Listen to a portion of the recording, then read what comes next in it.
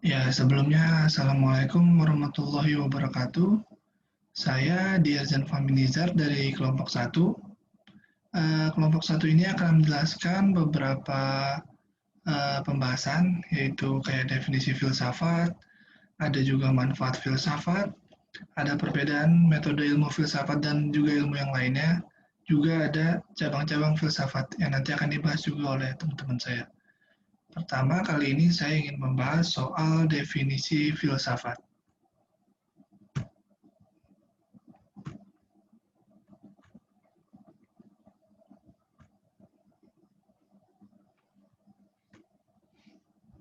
Ya, definisi filsafat sendiri kan, kata filsafat ini berasal dari dua gabungan kata, yaitu philein yang berarti mencintai dan sophos yang berarti kearifan atau kebijaksanaan. Jadi berarti filsafat itu artinya kurang lebih mencintai kebijaksanaan. Filsafat dapat dikatakan suatu usaha untuk berpikir yang radikal dan menyeluruh, suatu cara berpikir yang mengupas sesuatu sedalam-dalamnya, jadi lebih kompleks. Dan dalam filsafat, orang mencari tahu tentang apa yang sebenarnya pada barang atau suatu masalah. Jadi dari mana terjadinya dan kemana arah tujuannya. Filsafat sebagai latihan juga untuk mengambil sikap, mengukur bobot dari segala macam pandangan dari berbagai penjuru yang ditawarkan kepada kita.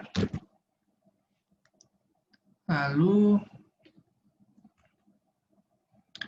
secara sederhananya sih filsafat ini adalah mengumpulkan pengetahuan manusia sebanyak mungkin, mengajukan kritik, menilai pengetahuan, menemukan hakikatnya, menertibkan dan mengatur semuanya dalam sistematik, dalam satu bentuk sistematik. Jadi filsafat itu membawa kita kepada pemahaman dan pemahaman itu membawa kita kepada tindakan yang lebih layak. Tuh. Dan ada salah satu uh, definisi menurut Profesor Onong Uchana Effendi. Jadi filsafat komunikasi adalah suatu disiplin yang menelaah secara fundamental, metodologis, analitis, kritis, dan holistis teori.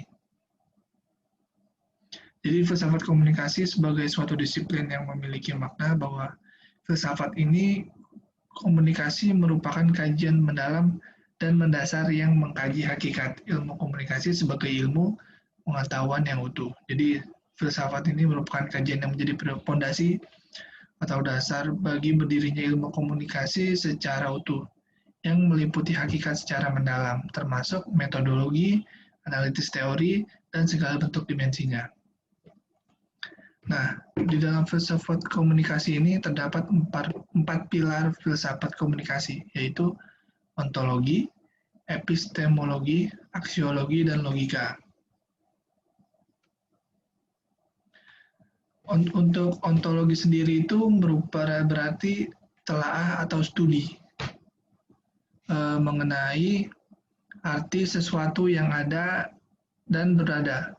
Jadi tentang ciri-ciri yang mendasar yang pada dasarnya menurut bentuknya yang paling abstrak. Jadi ontologi itu bisa dibilang teori yang membahas hakikat dari suatu ilmu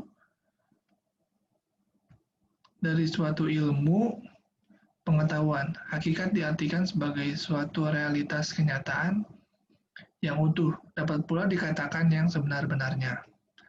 Untuk epistemologi merupakan metode atau teori yang mengkaji bagaimana suatu ilmu pengetahuan didapat atau diperoleh. Jadi fokusnya itu daripada epistemologi adalah metode atau cara memperoleh pengetahuannya.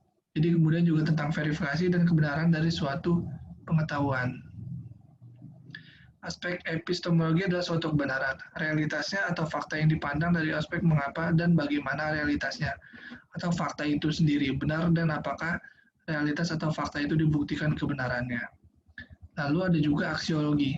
Aksiologi ini mempelajari dan membahas tentang manfaat yang diperoleh dari suatu ilmu pengetahuan, serta menyelidiki hakikat nilai baik, etika maupun estetika. Lalu ada juga logika. Logika berkaitan dengan kajian terhadap prinsip-prinsip dan metode pemikiran atau penalaran secara benar. Bahwa suatu pemikiran yang dikomunikasikan atau disampaikan oleh orang lain merupakan suatu keputusan sebagai hasil dari olah pikir seseorang secara logis dan rasional. Untuk manfaat filsafat akan dijelaskan oleh teman saya, yaitu Christina Putri. Terima kasih.